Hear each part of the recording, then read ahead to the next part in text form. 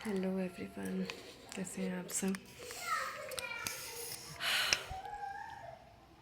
तो जैसे आप सब जानते हैं कि मेरे भाई को बहुत ज़्यादा प्रॉब्लम हो गई थी। जिस दिन आया उसी दिन इसने बवाल कर दिया बिल्कुल। उससे पहले तो पापा मम्मी ही मतलब ऐसा बिल्कुल टॉर्चर कर रहे थे मेंटली, लेकिन मैंने बर्दाश्त कर लिया। लेकिन क्योंकि पापा मम्मी ही हैं, उनकी बात तो बर्दाश्त की जा सकती है। साल भर से मैं जैसे तैसे उनसे कुछ भी कहो, उल्टा ही बात का मतलब निकाल के पता नहीं क्या क्या ही बोलने लग जाते थे।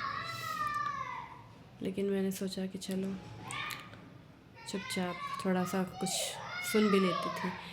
लेकिन भैया, मुझे लगता तो था कि ज़रूर जब से मेरे भाई से बातचीत हुई है, भाई क्या उन्हीं का लड़का, ऐसा भाई को भाई तो क्या ही कहेंगे, अपने लड़के से ज़रूर बात शुरू हो गई होगी। जिस दिन से उससे बात शुरू हुई है तब से उन्हें उनका सारा प्यार, मतलब बचपन से ही ऐसे ही किया है उन्होंने, सिर्फ़ अपने लड़के से ही प्यार किया है। मेरे को तो बिल्कुल एक तरह से बोझ जैसे कि मतलब बस पढ़ा लिखा दिया है, बस ये है, और खिला पिला दिया है अच्छे से। बाकी बातें जो बात जैसे कि अगर कोई भी समाज का हो, परिवार का हो, अपने बच्चे के लिए कुछ कहता है तो हम उसकी बात नहीं सुनते हैं। लेकिन मेरे साथ तो हमेशा उल्टा ही रहा कि मेरे बारे में जिसने भी गलत बोला, मेरे घर वालों ने उसको उसकी हाँ में हाँ मिलाया और उल्टा उसकी बात सुन के मुझ पर ही चिल्लाया। लेकिन मेरे भाई को अगर किसी ने कुछ कहा, भाई तो नहीं कहना चाहती हूँ मैं, तो उनके लड़के को अगर किसी ने कुछ कहा तो तुरंत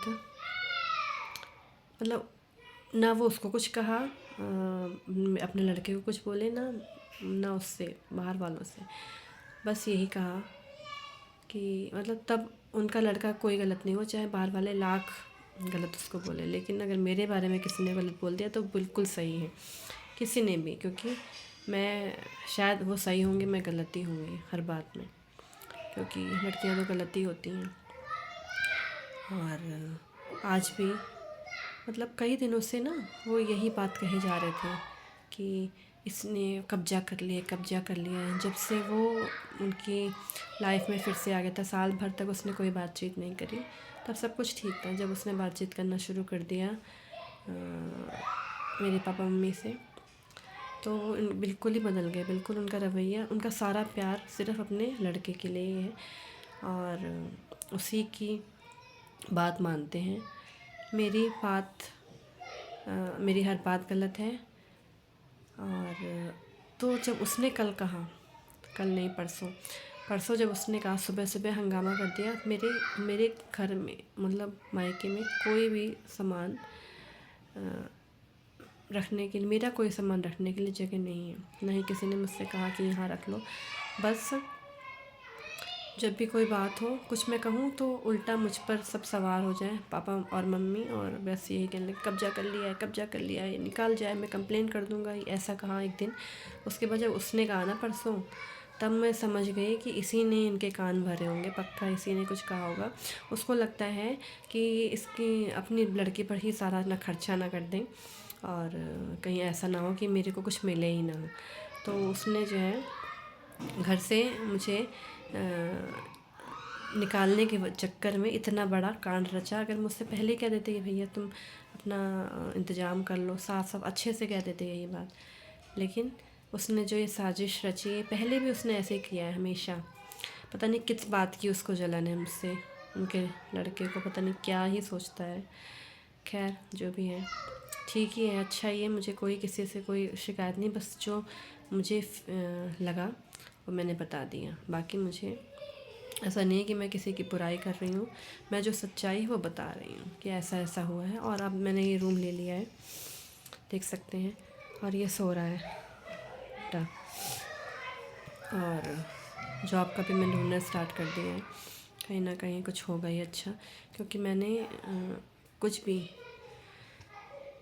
मेरा भगवान ही जानता है, मैंने कुछ भी गलत ऐसा नहीं किसी के लिए सोचा। मैंने तो और एक बात बस यही, उनके मुँह से मैंने सुनी, पापा मम्मी।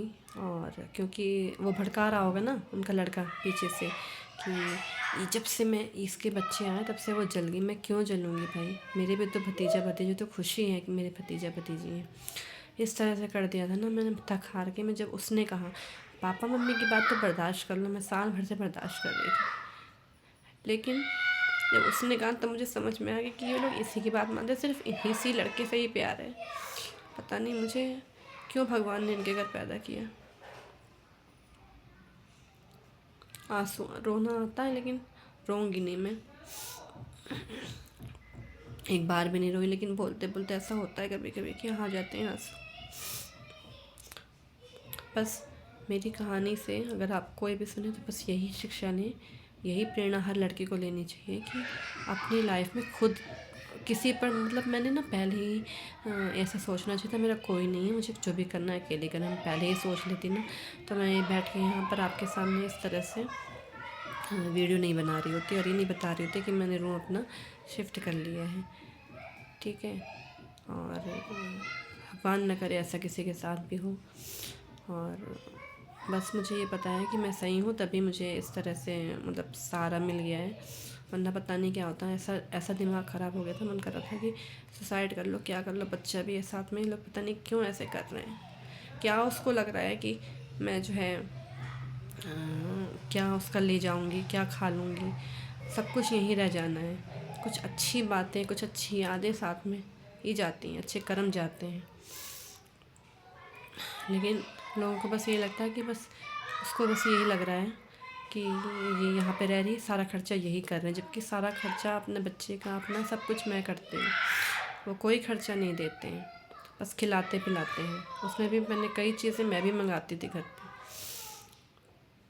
लेकिन किसी किसी की, कोई लड़की की किस्मत इतनी ख़राब होती है ना, मायका अच्छा होता है। मेरा बचपन से ही ऐसे था, वो हर चीज़ के लिए मुझे, मतलब एक बार तो उसने, उस लड़के ने मुझे इतना मारा लेकिन कोई कुछ नहीं बोला, लेकिन अगर मैं कुछ बोल दूँगी तो बवाल हो जाएगा, मैं कुछ नहीं बोल सकती, गलत सही बातें बोलूँगी ना तो सब चढ़ जाते थे मुझ पे, लेकिन वो कुछ भी बोल दे, गलत भी बोल दे तो मेरे जो पापा हैं वो उसको कुछ नहीं बोलते हैं, उसी की साइड लेते, कुछ बोलते ही नहीं, लेकिन अगर वही बात मैंने बोल दी तो ऐसा बवाल हो जाता है कि ऐसे बोल रही वैसे बोल रही।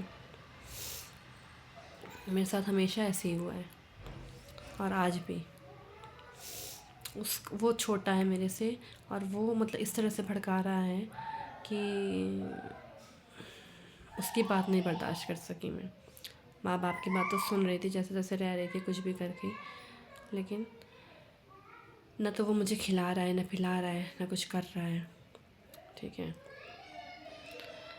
और तो मैंने उससे कुछ कहा भी नहीं, बस मैं चुपचाप अपना रूम ढूंढने लगी। मिल भी गया भगवान की दया से, तो मुझे लगा कि हाँ शायद मैं ठीक हूँ, और सही भी है। उनको ये लग रहा, उसको ये ना लगे अब आज़ाद हो गया का कब्ज़ा कर रही थी मैं, अब तो कब्ज़ा फ्री हो गया होगा उसके लिए। अब तो उसको ये महसूस हो जाएगा कि भैया मेरे माँ बाप जो है मेरे ही हैं, जबकि मुझे तो पता ही है कि वो उसी के हैं, उसी से प्यार करते हैं, मुझसे कोई प्यार नहीं करता है। बस एक ज़िम्मेदारी की तरह बस पढ़ाई करा ली है बस, और उसके अलावा एक बस मेरी माँ में और सास में एक ही अंतर है कि उन्होंने जो है मेरे लिए खर्चा किया है, पढ़ाई कराई है, खाना खिलाया, बस और कुछ नहीं। प्यार के नाम पे कुछ नहीं, कि मतलब अगर कोई कुछ भी कह दे मुझे तो वो उसी का साथ देंगे, चाहे वो जानते हो या नहीं जानते हो कि सच्चाई क्या है। तो ऐसा है। तो मतलब ये कहानी सुनाने का मतलब यही एक उद्देश्य है कि अगर आपके साथ अगर आप पढ़े लिखे हों, कुछ भी हो, आप शादी बिल्कुल भी ना करें जब तक आप अपने पैरों पर ना खड़े हों। और कोई भी नहीं, ये समझ लें कि कोई भी नहीं है जब तक आप खुद पर डिपेंड नहीं है, जब तक आपके पास पैसे नहीं हैं, आपका कोई नहीं है, ना माँ बाप हैं। और भाई बहन तो क्या, भाई तो बिल्कुल ही नहीं, बहन एक बार को हो सकती है थोड़ा सा, लेकिन भाई नहीं, कतई नहीं।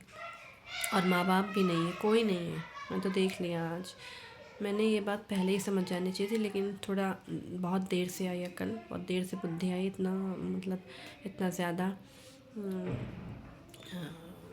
धोखा खा के और ठोकरें खा के, लेकिन अब आ गई है। तो अब मुझे ये पहले ही समझ जाती ना अगर कि मेरा कोई नहीं, मुझे जो भी करना है अकेले करना, बस अब मैं समझ गई हूँ।